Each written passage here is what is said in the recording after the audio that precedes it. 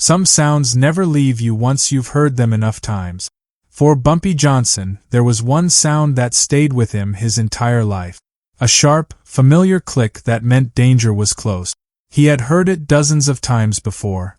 Sometimes it came from his own hand. Most of the time, it came from someone else standing too close. He had survived moments that should have ended him. He had walked away from situations most men never did. So when he came home late on the night of February 7, 1949, tired from another long day in Harlem, his body reacted before his mind had time to think. The apartment was quiet. Too quiet. And then he heard it. That sound. Instinct kicked in. His hand moved toward his side, ready to defend himself the way he always had. But before he took another step, he stopped. Because standing in the middle of the living room wasn't an enemy. It was his wife. Mamie stood barefoot on the floor, still wearing the dress she had rehearsed in earlier that evening. Her eyes were red from crying. Her hands were shaking so badly that she could barely keep them steady. Bumpy froze. He didn't move. He didn't speak. He didn't reach for anything. He simply looked at the woman he loved and understood something was deeply wrong. "Mamie," he said softly. Not angry. Not afraid. Careful. Her voice came out broken, almost too quiet to hear. "I need to ask you something." Slowly, Bumpy raised his hands where she could see them. He wanted her to know he wasn't a threat to her. Not now, not ever. "All right," he said. "Ask." Outside the window, Harlem was still alive. Cars passed. Voices echoed in the distance. Life kept moving. But inside that apartment, everything stood still. Mamie took a breath. "Can you protect me?" 4 simple words. But behind them were weeks of fear. Men who followed her to work and disappeared before she could confront them. Phone calls late at night with no one speaking. Warnings left where only she would notice. She wasn't asking if Bumpy was powerful. She already knew who he was. She was asking if loving him meant she was already marked. Bumpy didn't answer right away. He studied her face. The fear. The strength. The truth in her eyes. Most men would have lied. Most men would have promised safety they couldn't guarantee. But Bumpy Johnson never lied to the woman he loved. Finally, he spoke. "No." The word landed heavy. Mamie swallowed. "Then why am I here?" Bumpy took one slow step forward. "You're here," he said quietly, "because you're going to become someone they're too afraid to touch." Those words didn't just save their marriage. They changed the way people would see Mamie Johnson forever.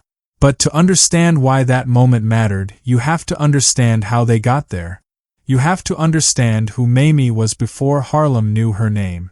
And you have to understand the night they first met, when Bumpy Johnson walked into a jazz club carrying the weight of Harlem on his shoulders and found the one person who didn't look away. Harlem, 1948. The summer of 1948 wasn't peaceful. Not in Harlem. It wasn't the kind of conflict that made headlines or showed up in newspapers. This was quieter. Hidden. The kind that happened behind closed doors and in places no one asked questions about. Old power structures had collapsed. Long-standing operations had broken into smaller groups, each one fighting to claim territory that no longer belonged to anyone.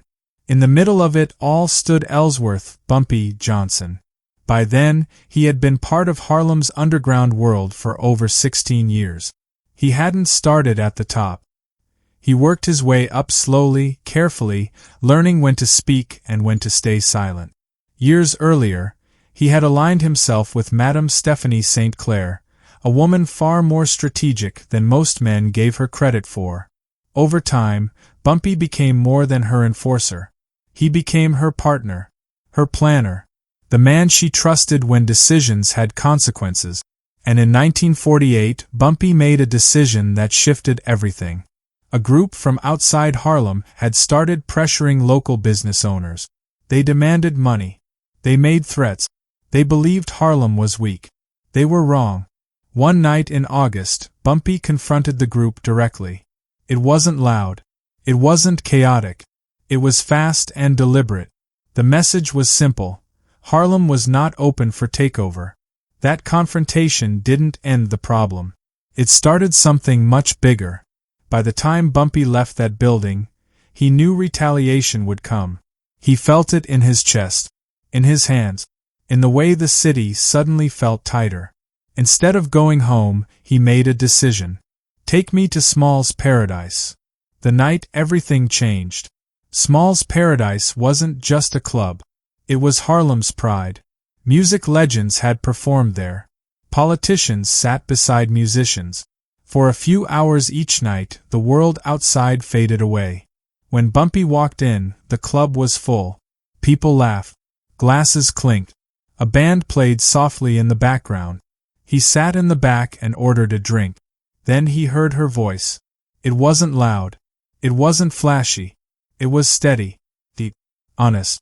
She was singing a song that made the room uncomfortable, one that forced people to listen instead of escape. Her eyes were closed. Her hands held the microphone like it mattered. Bumpy forgot about everything else. When the song ended, the room erupted. Later, he found her near the bar. "You've been staring," she said calmly. He smiled. Hard not to. Her eyes flicked to his jacket. She noticed things most people missed. "You look like trouble," she said. "Probably," he replied. She should have walked away. Instead, she stayed. "And why?" she asked. "Should I keep talking to you?" Bumpy thought for a moment. "Because everyone else in this room is pretending," he said. "And I'm not." That was the beginning. Mamie Hatcher. Mamie wasn't naive. She had grown up fast. She understood the world didn't protect women who waited to be rescued. She worked hard. She observed quietly. What drew her to Bumpy wasn't his reputation. It was his honesty. He didn't charm her. He didn't promise anything. He told her the truth. And she chose him anyway. Becoming untouchable. The weeks that followed weren't easy. Being close to Bumpy meant attention. Some welcome, some dangerous. Mamie felt eyes on her everywhere she went. And one night, fear finally caught up with her. That's when she asked the question that changed everything. "Can you protect me?" Bumpy couldn't promise safety. So he gave her something better. Power. Not the kind that comes from force. The kind that comes from respect, intelligence, and presence.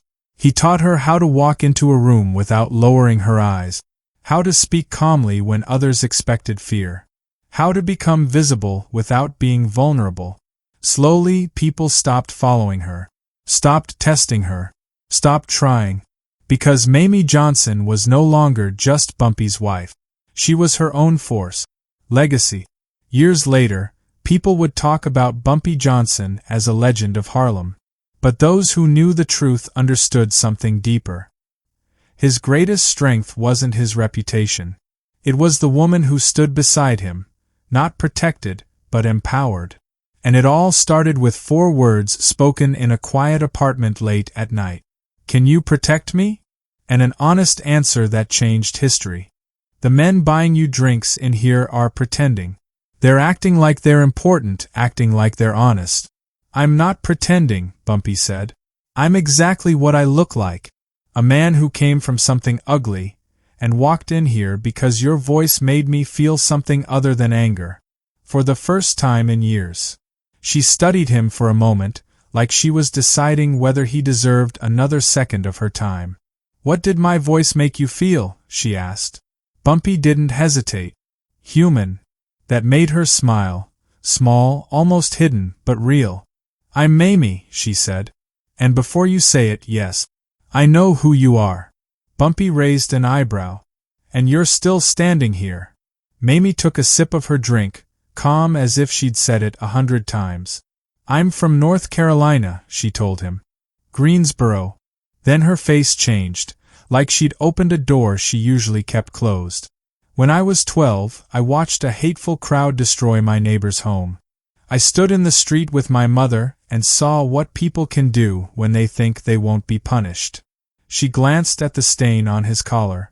"So believe me," she said, "I've seen worse than a mark on a jacket." Bumpy looked at her with something close to surprise. Not because of what she said, but because she said it without fear. One drink, Mamie decided. That's all you get. One drink to prove you're not wasting my time. They talked for 2 hours. Mamie told him about her childhood, what she'd lived through, and why she came north. To sing, to build something, to be more than her past. Bumpy told her about Harlem, about the money games that controlled entire blocks, about Madame St. Clair and the way power worked in this city. When the night got late, he walked her home. Outside her building, Bumpy paused. I'd like to see you again, he said. Mamie looked at him carefully. You're dangerous, she replied. Everybody says so. They're not wrong, Bumpy admitted. So why would I want to see you again, she asked. Bumpy answered like he always did, straight. Because I won't lie to you. I won't pretend to be something I'm not. And around here, that's rare. Mamie nodded once, then gave him a small smile. Come tomorrow, she said. I sing at 9. From that night on, Bumpy showed up again. And again. And again. By October 1948, they weren't just seeing each other. They were a pair. By December, Mamie had moved into his apartment on West 139th Street. And by January 1949, everyone in New York's underworld knew something important. Bumpy Johnson had a weakness. Her name was Mamie Hatcher. But the danger didn't come from strangers. It came from someone Bumpy thought he'd already handled. A man named Michael Malone, the younger brother of Vincent. Vincent's life had been ruined after that warehouse incident. He never recovered, and his bitterness poisoned everything around him. Michael blamed Bumpy for it all, and he decided that if he couldn't reach Bumpy directly, he would go after the person Bumpy cared about most. The first warning came in mid-January 1949. Mamie was walking home from rehearsal when she noticed a dark car moving at her pace. 2 men inside. Clean suit. Cold eyes. Mamie ducked into a corner store and watched through the window. The car didn't leave. She waited, then slipped out the back and took a longer way home, heart pounding the entire time. She made it inside, but her hands trembled as she locked the door. That night, she didn't tell Bumpy. But the fear didn't go away. 3 days later, the phone rang after midnight. Bumpy wasn't home. Mamie answered. At first, there was only breathing. Then a man's voice, calm, confident, and cruel. You spend a lot of nights alone, don't you? Mamie's stomach dropped. Who is this? She demanded. The voice continued, like he was enjoying every word. Someone who knows your husband's away. Someone who knows you're building. Someone who knows how trapped you can feel when you're by yourself. Mamie didn't respond, because she didn't want him to hear fear in her voice. The man laughed quietly. People think safety is something they can hold in their hands, he said. But everyone sleeps eventually. Then the line went dead. Mamie didn't sleep. She sat in the living room, staring at the door until morning, waiting for daylight like it was the only thing that could protect her. When Bumpy returned at sunrise, he stopped the second he saw her. Exhausted, pale, sitting upright like she'd been on guard all night. Mamie, he said. Her voice was weak. They called, she whispered. They know when you're gone. They know where I am. They're watching me. Bumpy didn't explode. His expression hardened into something colder than anger. Tell me everything, he said. When she finished, Bumpy disappeared into the bedroom and came back holding something he kept for emergencies. He placed it on the table, then looked at her. Today, he said. Not later. Today, I'm teaching you how to protect yourself. That afternoon, he brought her somewhere private beneath Small's paradise. The owner owed Bumpy favors, so nobody asked questions. Bumpy set up simple targets and spoke like a teacher, not a boss. Mamie's hands shook so badly at first that she could barely keep steady. I can't do this, she whispered. Yes, you can, Bumpy said. I'm a singer, Mamie argued. I'm not like you. Bumpy stepped closer, guiding her posture, calming her breathing. You're exactly like me, he said quietly. You survived things most people never understand. You came to New York alone and built a life in a city that doesn't hand anything to you. He paused. That takes strength. I'm not giving you strength. You already have it. I'm just showing you how to use it. They practiced for hours, and by the end, Mamie was no longer shaking the same way. She was focused. Over the next 2 weeks, Bumpy made calls, asked questions, and quietly traced the source of the threat. Eventually, the name became clear. Michael Malone. Bumpy sent a warning back. One that didn't target people, but did hit what Michael cared about most. His operations, his money, his pride. No one was harmed, but the message was loud. The next day, Michael requested a meeting. They sat across from each other in a diner in the Bronx, both calm, both dangerous in different ways. You hit my businesses, Michael said. Bumpy didn't blink. You went near my woman, he replied. Michael smirked. You're not even married. She will be, Bumpy said. And if your people come near her again, you won't have anything left to protect. Michael leaned forward, bitter. You think Harlem makes you untouchable? Bumpy's voice stayed even. I don't think it. I know it. Michael brought up his brother. The pain. The loss. The anger. Bumpy didn't apologize. He chose what he chose, Bumpy said. And he got consequences. Then Bumpy stood up. This conversation is finished. Michael called after him, trying to keep the threat alive. This isn't over. Bumpy looked back once. Yes, it is. You just haven't accepted it yet. Michael tried again after that, through people, through back channels, through bribery and pressure. But every move he made came back to Bumpy faster than he expected. Because Bumpy had eyes everywhere. And slowly, Michael learned the truth. Going after Mamie didn't make Bumpy weak. It made him ruthless. Even after Michael faded into the background, the fear didn't disappear overnight. One evening, Mamie came home and found something placed at her door. Something personal, meant to prove they could reach into her life whenever they wanted. No note. No signature. Just a message without words. We can get close anytime we want. That night, Mamie didn't cry in public. She didn't run. She sat in the apartment, waiting for Bumpy to come home. And when he finally walked in at 11:43 p.m., he stopped in the doorway. Because he saw her. Saw her face. Saw the look that said this wasn't just fear anymore. This was a breaking point. The moment where everything either holds or falls apart. Mamie, he said quietly, careful not to make a sudden move. She didn't answer at first. Tears slipped down her cheeks. Her hands trembled. And then she asked the question that had been burning inside her for weeks. Can you protect me? Silence filled the room. Traffic outside. A distant voice somewhere on the street. Mamie's breathing. Bumpy stared at her, and in that moment he had a choice. He could lie and calm her. Or he could tell the truth and change her forever. Bumpy Johnson chose truth. No, he said. Mamie's voice cracked. Then what am I doing here? What am I doing in this life if you can't keep me safe? Bumpy took one slow step closer. I can't protect you the way you want, he admitted. I have enemies, and they know hurting you hurts me. Mamie swallowed hard. Then I should leave, she said. Go back home. Go anywhere else. Bumpy's voice stayed quiet. Leaving won't erase you, he said. They already know who you are. They already know you matter. Mamie's lips trembled. Then what do I do? Bumpy stepped closer again. Now, he said, you become someone they're too scared to touch.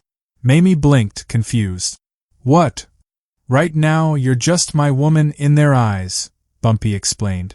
That makes you a target. He paused. But if you become strong on your own, if you become someone who fights back, then you're not a target. You're a threat. Mamie whispered, I don't know how to be that. Bumpy looked her straight in the eyes. Yes, you do. You've been doing it your whole life. Then he said the sentence that changed everything. I'm just going to teach you how to sharpen it. The tension in Mamie's shoulders finally shifted. Her hands lowered. Her voice was quiet but steady. So you're going to teach me to survive. Bumpy nodded. I'm going to teach you how to watch your surroundings. how to spot danger early, how to trust your instincts, how to make people think twice. Mamie stepped forward until she was close enough to breathe the same air. And if it's still not enough? She asked. If they come anyway? Bumpy didn't look away. Then I don't leave you, he said. Not ever. Mamie's eyes filled again. You mean that? I've never meant anything more. She kissed him, not out of panic, but out of decision. Then she whispered, Then teach me. Because I'm not going to be helpless. Bumpy held her as she cried. I'm sorry, he said. I'm sorry I can't give you normal. Mamie shook her head. I don't want normal, she said. I want truth. Bumpy nodded. I'll never lie to you, he promised. That's the one thing I can always give. And in that Harlem apartment, in the dark, they made a quiet agreement. Not to run. Not to beg. Not to break. To become stronger. Together. They were left alive on purpose. Bumpy didn't do that out of mercy. He did it so those two men could go back and describe, in detail, what happens when someone crosses a line involving his wife. Tony and Polly returned to New York, shaken, bruised, barely able to stand tall. But when the Chin saw them, he didn't show sympathy. He looked them up and down, then laughed. So you got handled by a black man, and came back here expecting comfort? He said with disgust. He spit on the floor like their situation was beneath him. Get out. You're finished.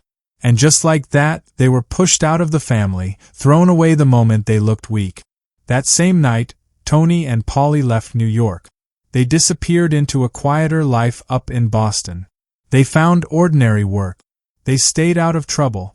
And they never spoke Bumpy Johnson's name again, not even in private. Because fear doesn't always look like screaming. Sometimes fear looks like silence. The message spreads. The story ran through the underworld like a fire. People repeated it in barbershops, back rooms, and smoky corners where deals were made. They said Bumpy Johnson's wife stood her ground in broad daylight. They said two men tried to force her into a situation she didn't choose. They said Bumpy responded so fast and so hard that nobody wanted to be the next example. The message became crystal clear. Don't touch his wife. And in that world, once a message becomes a rule, it changes everything. A sit-down in Little Italy. 2 weeks later, Bumpy received an invite. Not a friendly invitation, more like a warning wrapped in manners. Vito Genovese wanted a sit-down. They met at a restaurant in Little Italy.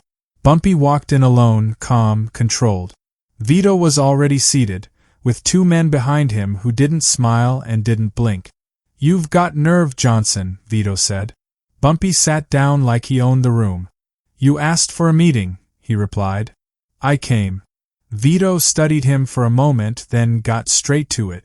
My men went near your wife. She stood up for herself. Then my men vanished and came back changed. Bumpy didn't argue. He didn't deny. He didn't act proud. He said one sentence that told the whole truth. I protect what's mine. Vito's face shifted, like he respected the honesty even if he hated the situation. That, Vito said, is what I like about you. You don't hide. Then he leaned forward. Let me be direct. I don't want a war with you. Wars cost money. Wars bring attention. Attention brings problems for everyone. Bumpy listened without interrupting. Vito continued. But I also can't look weak. I can't look like I backed away from Harlem. Bumpy waited. So here's the deal, Vito said. You stay out of our side. We stay out of yours. Everybody earns. Nobody has to keep proving anything. Bumpy considered it. Then he added one condition, calmly but firmly. And if any of your people go near my wife again. Vito's smile faded. He nodded slowly. Then you won't need permission to handle it, Vito said. And I'll make sure nobody questions your response. Bumpy reached across the table. Deal. Vito shook his hand. And for the next 2 years that handshake held. Not because they were scared. Because respect, real respect, can be stronger than fear. 1952. Bumpy goes away. In 1952, everything changed again. Bumpy Johnson was arrested on federal charges. The sentence was heavy. In the courtroom, Mamie was there. She didn't break down. She didn't collapse. She looked at Bumpy, held his eyes, and gave him one simple nod. A silent promise. I'll still be here. Bumpy was sent far away, to one of the toughest prisons in America. And for the next 11 years, Harlem watched closely, waiting to see what would happen without him. A lot of people assumed the same thing. Without Bumpy, Harlem would fall apart. They were wrong. Mamie holds Harlem. On paper, Bumpy's men handled daily business. Illinois Gordon, Junie Bird, others who had been loyal for years. But everyone knew the truth. Mamie was the steady center. She wasn't loud. She wasn't careless. She didn't try to copy Bumpy. She ran things her way, quiet, sharp, and firm. The first year was the hardest. Rivals tested the waters. They tried to move in, set up shop, and act like Harlem was now open territory. Mamie didn't argue with them. She didn't beg them. She didn't do long negotiations. She sent a message through Illinois and Junie. Mrs. Johnson says you have 24 hours to leave. They laughed. They said a woman couldn't hold Harlem. And then reality introduced itself. Within 2 days, their main spots were gone, their confidence destroyed, and their people running. They left Harlem and never came back. And Harlem understood something important. Mamie Johnson wasn't filling in. She was leading. Visits twice a year. Mamie could only see Bumpy a couple times each year due to strict rules. On her first visit, Bumpy asked a simple question through the glass. "How's it going?" Mamie smiled. "We're holding it." Then she corrected herself. "Not just holding. We expanded. We're earning more than before." Bumpy stared at her, pride mixed with worry. "You're taking risks," he warned. Mamie's voice stayed calm. "I'm taking opportunities," she said. "You taught me that." Bumpy was quiet for a moment. Then he said something he didn't say often. "I'm proud of you." Mamie's eyes got wet, but she didn't let the tears fall. "I told you I'd stand with you," she said. "That means I live strong until you come home." Mamie becomes a legend. Over the years, Mamie learned everything. How to read books and records so nobody could steal from the operation. How to spot the small signs when someone was skimming. How to negotiate with people who assumed a woman would fold. She proved them wrong every time. By the late 1950s, Mamie was one of the most powerful people in Harlem, period. Not one of the most powerful women. One of the most powerful people. And she didn't use that power only for business. When kids couldn't afford supplies, she made sure they had them. When families were behind on rent, she helped quietly. When local businesses were being harassed, she made calls that made that pressure stop. She did what Bumpy always believed in. Harlem takes care of its own. 1963. Bumpy comes home. In 1963, after 11 long years, Bumpy finally walked free. He flew back to New York and landed at LaGuardia. Mamie was waiting at the gate. He saw her standing there, still strong, still beautiful, now with a few gray streaks in her hair. He smiled like a man who had survived the hardest part of his life. "Did you hold it together?" he asked. Mamie smiled back. "I didn't just hold it together," she said. "I made it stronger." They walked out of that airport side by side. And for the next few years, they ran Harlem together. Not as boss and wife. As equals. Because that moment years earlier, the question, the honest answer, the decision to become strong, had turned Mamie into something deeper than a protected partner. Turned her into a leader. 1968. The end of an era. On July 7, 1968, Bumpy was having dinner in Harlem with Mamie. Then, suddenly, his body gave out. It wasn't a shootout. It wasn't a street war. It was something nobody can control. A heart attack. Bumpy Johnson died that night at 62. Harlem lost a king. The funeral was massive. Thousands showed up. People who respected him, feared him, loved him, owed him, or were helped by him. Mamie stood in black and didn't fall apart. Not because she didn't feel pain. Because she had spent years preparing herself to survive any outcome. Mamie after Bumpy. Mamie lived decades after Bumpy passed. She never remarried. She never left Harlem. She stayed loyal to the life they built, and to the promise that held their relationship together. Truth. Years later, when a journalist asked her what it was like being married to Bumpy Johnson, she smiled and said, "He never lied to me." Then she spoke about the night she asked him that one question, "Can you protect me?" And how he answered honestly, "No." She said that was the moment she knew she had found a man worth standing beside, because he told the truth even when it was hard. The journalist asked if she ever had to defend herself again. Mamie shook her head. "No," she said. "After that, nobody tested me again." Then she added something that mattered even more. The real test was those 11 years. I ran Harlem, and when he came home, he didn't find someone broken. He found a partner. Mamie Johnson died in 2009. Her funeral wasn't as massive as Bumpy's, but the people who came weren't there out of fear or obligation. They came because they respected her, not as Bumpy's wife, as herself, because Mamie Johnson became a legend in her own right. And it all began with a simple question and an honest answer. Can you protect me? No. But I can teach you to protect yourself. That's the story most history pages skip. The story of how honesty built a legacy. Outro, clean CT. If this story hit you, like the video and subscribe for more real Harlem history. Stories about power, loyalty, and the choices that change everything. And comment this. Could you love someone if